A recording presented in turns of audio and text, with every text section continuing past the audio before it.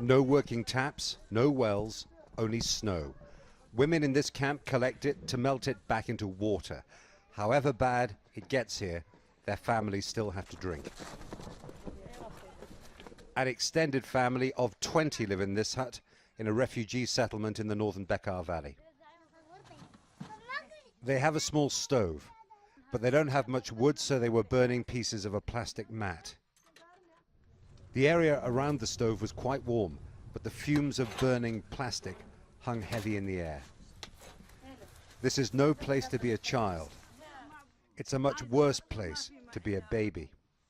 Two new mothers, sisters-in-law Yusra on the left, who's 18, and Frangier, who's 19, both have month-old sons. And a tough choice. The stove keeps the babies warm, but they think the fumes might be poisoning them.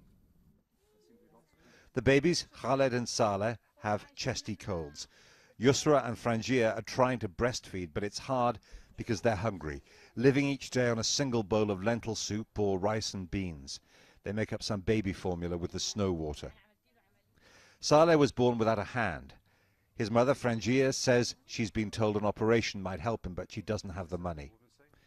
Saleh, delivered by a midwife, has never been examined by a doctor. I asked whether they'd settle in Europe if they had the chance. The best thing would be going back to our own country. If we could live the way we did before, we'd like to give our children the same life we had. The family seem to share a lot of love, but they're close to destitute. Because of the cold and the lack of water, this is all that a bucket of melted snow makes. They haven't washed the babies for around 2 weeks. Most Syrian refugees in the Bekaa live in informal settlements, as the Lebanese government doesn't allow the huge camps that have been built in Jordan. It means aid is haphazard. In all the refugee settlements, there are children who don't have shoes and proper winter clothes. They often smile, but they look cold, undernourished, and on the edge of illness. The world's big powers haven't been able to stop the war in Syria. Perhaps that's not so surprising. But sorting out this problem, surely, should be much easier. What it needs most is a mixture of political will and money.